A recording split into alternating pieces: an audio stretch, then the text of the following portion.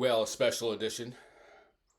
I didn't find two albums I loved this week, but I did find one I loved. And let's talk about one of the great eccentric geniuses in the history of American popular music, Swamp Dogg, aka, is it Jerry Williams? All right. Uh, Jerry Williams Jr. Now, I have a piece today in Splice Today talking about myself and my music obsessed brothers in the 1970s, the four of us. Okay? And one thing we did was we competed to find the most obscure stuff, to find something interesting that the other three had never heard of. Right? I mean, I swear to God, my brother Adam, who was a club DJ too, all right, after a little while, was meeting ships in Baltimore and getting people to pass him imports before they got to the stores and stuff like that, okay? Now, I didn't have a lot of the connections and maybe not the extreme concentration that my brother Adam had, and Bob too. But I did have a couple scores over the course of the 70s. And the biggest one, the first one, was Swamp Dogg. I think 71. And the song was Total Destruction to Your Mind. I believe I came up with the single for that somewhere. Okay, I don't know if I sometimes I remember these very vividly, like how I found this, or how that came to be on my turntable. But I don't quite remember how I found Total Destruction to Your Mind in the early 70s. My brothers had never heard of Swamp Dogg. So then he was my special purview, and I greeted a couple new albums in the 70s, and I kind of forgot about him, like a dork. All right. All right, so I guess the other great score I had in this regard was Augustus Pablo, the wonderful reggae instrumentalist, and I had a connection with the guy who ran the import section at Discount Books and Records on Wisconsin Avenue, and he used to pass me some reggae early, and East of the River Nile by Augustus Pablo, and that was later, maybe 5 years later. And again, my brothers were like, damn, all right, interesting. Good job, Little Crispy. All right, but Swamp Dogg was my big score. All right, now, I'm trying to find Total Destruction to Your Mind, but I don't seem to find it immediately. That seems odd. I'm sorry. One thing, okay. Well, all right, let's play a few bars of Total Destruction to Your Mind. I'd say that probably not a month has gone by since 71 where this hasn't run through my head, or where I haven't said these words. Like sometimes I said this in, Philosophy 100 class. Hi, I'm your teacher, Crispin Sartwell, and I'm here to do total destruction to your mind, mind. Total destruction to your mind.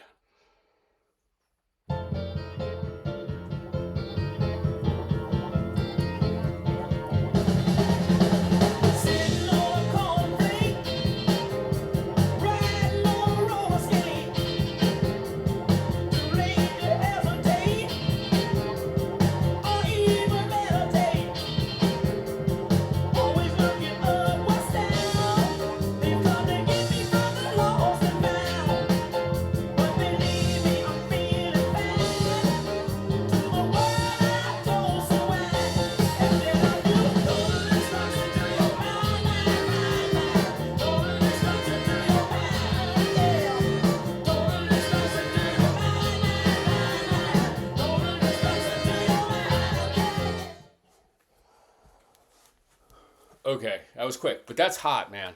All right, this is some great Memphis style soul. Swamp Dogg, Jerry Williams from Portsmouth, Virginia, originally, is what I want to think of as an outsider artist. Of course, there are outsider musicians, and weird eccentrics that are not quite outside. Maybe he's that. You know what I mean? Like sort of Howard Finster in visual arts, or I don't know, or eccentric artists like maybe Biz Markie in hip hop. True eccentric geniuses. All right, I don't know about Biz Markie as a genius, but I know about Swamp Dogg as a genius. He's written. Somehow he lets himself write anything. All right, he definitely has written country that this whole time. All right, if you think Beyonce invented black country or whatever, or recruited 3 other people who did, Swamp Dogg effortlessly was working across the soul country interface from the start. And I think I've written on this too, and I'll link this too. Soul and country are very closely connected. He sounds as a vocalist, he reminds me of O.V. Wright. And the style is a little similar to maybe Leroy Carr and Wright and many others. A kind of country, Solomon Burke earlier, a kind of country soul. Soul and country, they both feature charismatic vocalists, highly emotive lyric themes, basically a rock band with maybe fiddles for the country and horns for the soul, right? But he's working at this interface from the get-go, okay? He's from Virginia. It's kind of small town Virginia, or medium-sized city Virginia.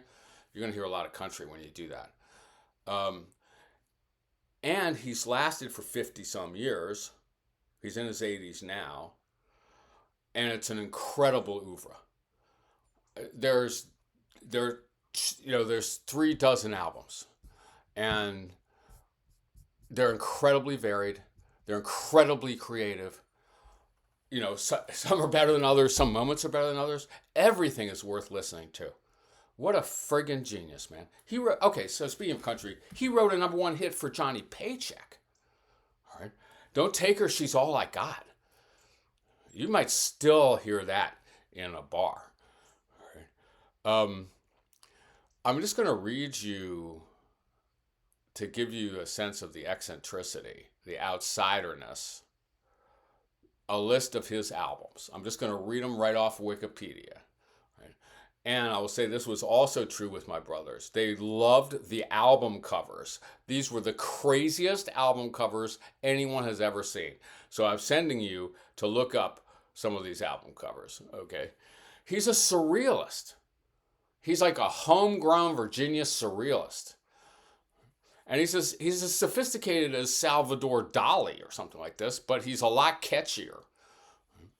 All right, here's some of the, or all of the Swamp Dogg albums. Total Destruction to Your Mind, 1970. Rat On, look that one up. That's a classic cover.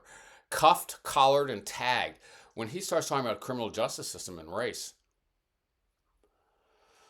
You Should Have Been Listening, Man, in 72. Gag a Maggot. That's the name of an album. Gag a Maggot. Maggot is misspelled. Have you heard this story? You Ain't Never Too Old to Boogie. You got to that one early. An opportunity, not a bargain. That's a typical Swamp Dogg phrase. An opportunity, not a bargain. Now, what does that mean? I don't know, man, but it's going to work in a song, I bet. Finally Caught Up With Myself. I'm not selling out, I'm buying in. And I think that was the last actual Swamp Dogg album I bought. 81 or something, another classic cover. I'm not selling out, I'm buying in. I Called for Rope and They Threw Me a Rock. Surfing in Harlem. Swamp Dogg's Droppins'. Give them as little as you can, as often as you have to. Give them as little as you can, as often as you have to. An Awful Christmas and a Lousy New Year. The White Man Made Me Do It. That was a 2014 album. You should listen to that, man. These are great. Like I neglected these, right? Like I kind of got off Swamp Dogg. I forgot about Swamp Dogg, sort of, except that Total Destruction to Your Mind kept running through my head.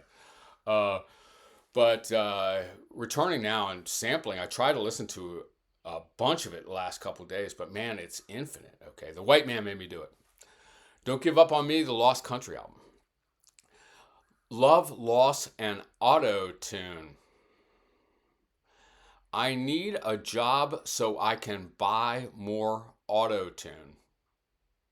These auto tune albums are hilarious, man.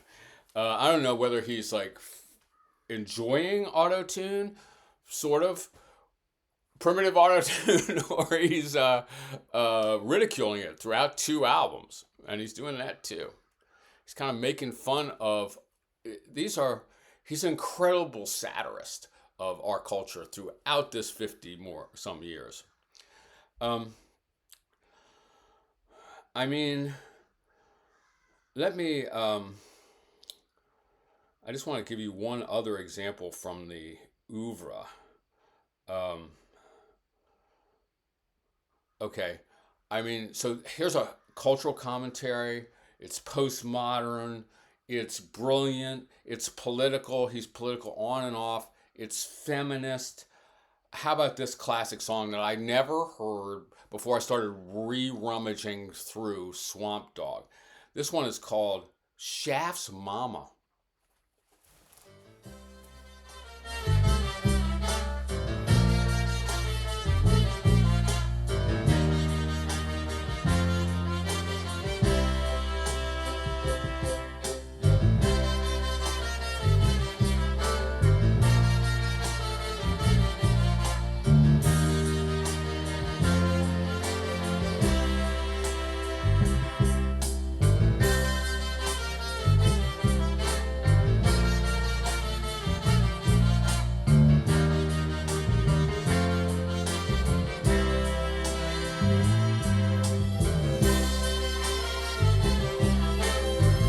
Typical great riffing, actually. Hundreds of them.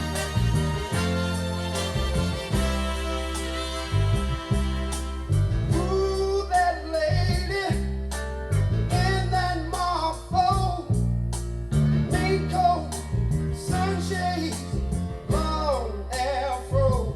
Shaft's mama, that's who she is.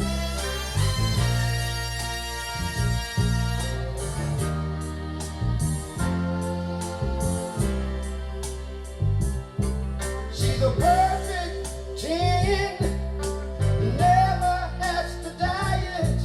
Her mother is don't knock anything until you try it. Shaft's mama, you damn right.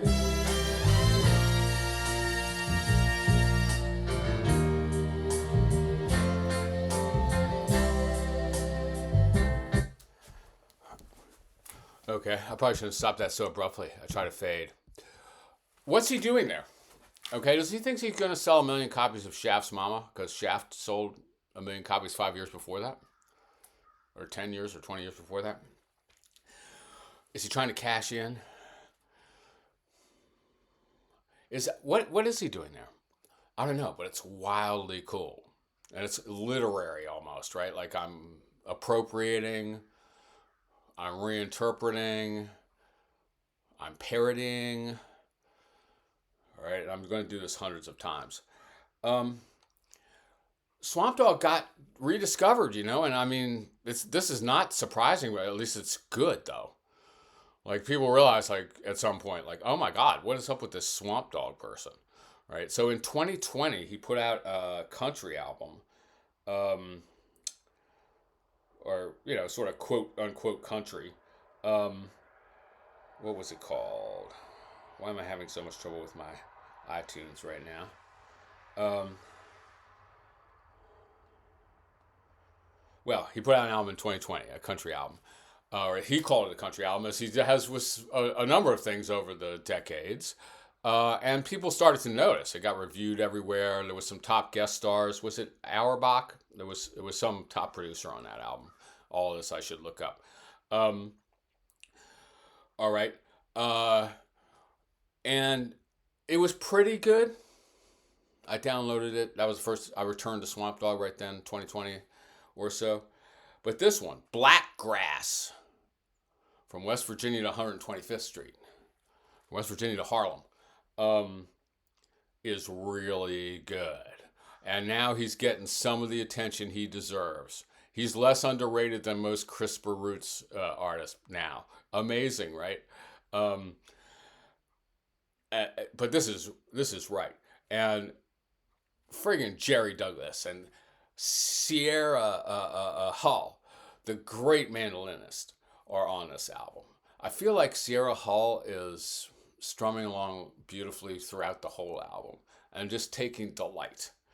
Right? Is it Sierra Hull? I'm not sure on every cut. I think so, though. That particularly light chop chord that she does, man. Anyway, I'm a huge Sierra Hull fan. And, I mean, she's pretty different than Swamp Dogg. I mean, Swamp Dogg does everything from working blue, like real sexy, double entendre or single entendre sex songs. He does, like, completely surreal things. You have no idea what they are. Completely political anthems. You know, all kinds of stuff about race and gender and all this. No one has this kind of range. Lyrically, I don't know. And I guess what's relevant is, like, it sounds very good lots of the time. But anyway, how about Mess Under That Dress? This is a pretty typical Swamp Dogg lyric in one mode. A mess up under that dress. Sierra Hull and Jerry Douglas on this one.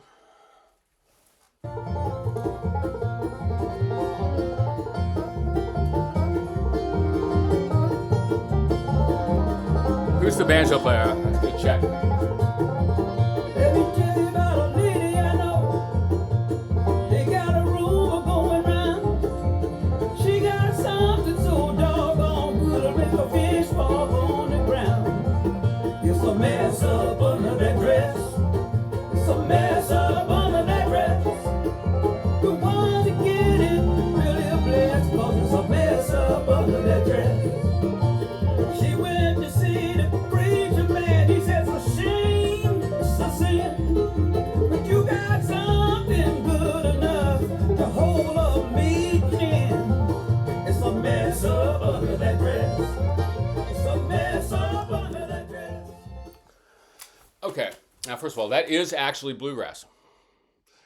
The lyric is not something you would ever hear in a bluegrass song, probably. But a mess up under that dress.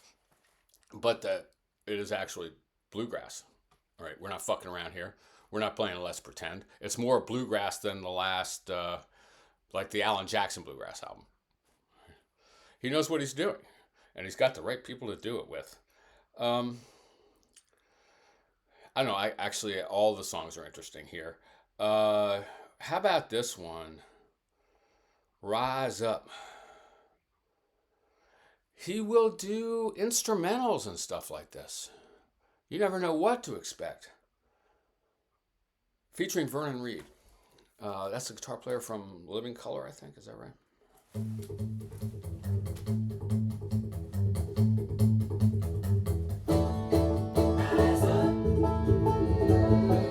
Revolutionary bluegrass, baby.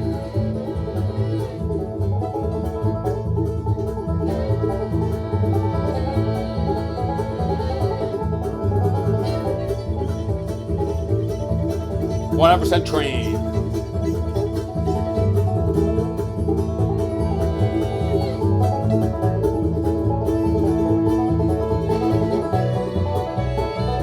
Rise up.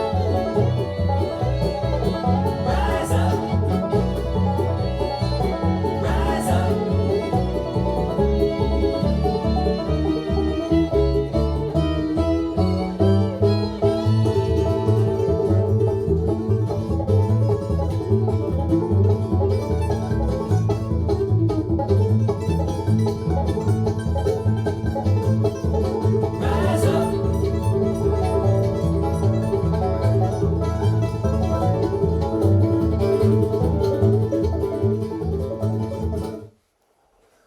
Okay, so I don't know what I was expecting from a new Swamp Dogg album, but probably not that. but you can't expect the new Swamp Dogg album. And he's just as fresh and creative at 80 friggin' 5 or whatever it is as he was at 25. This is really an interesting figure. All right, well, I'm going to wind it down somehow. The last song on here is called Murder Ballad. Now, of course, in bluegrass, old-timey country music, murder ballads are traditional. This one is a lot more conscious. This one is a lot more real. This one is about criminal justice. This is an amazing song. And I don't think I can do justice to the 10 minutes of it by playing a snatch. So I'm suggesting, well, I will though. I'll give you a little bit of Murder Ballad by Swamp Dogg, D-O-G-G, from BLACKGRASS.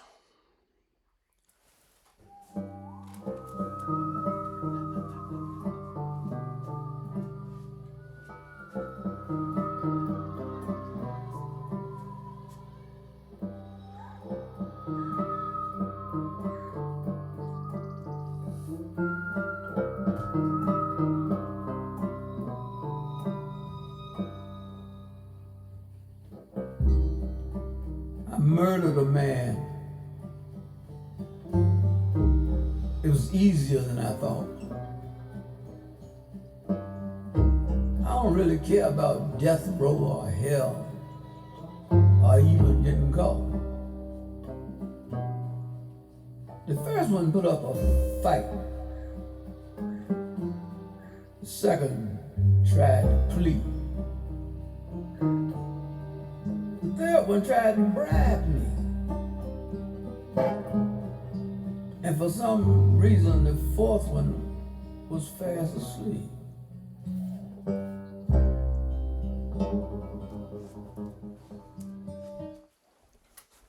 Right. How about that shit? We're not playing with murder now. We're going to really try to say what this was like. He's inhabiting that murderous intelligence with a scary intimacy. And it does blossom into an excellent song, too. Some kind of classic, maybe. So I think we're going to be spending the next 20, 30 years reassessing Swamp Dogg and putting him in the canon. So that's a special edition of CRISPR Roots, the Swamp Dogg edition.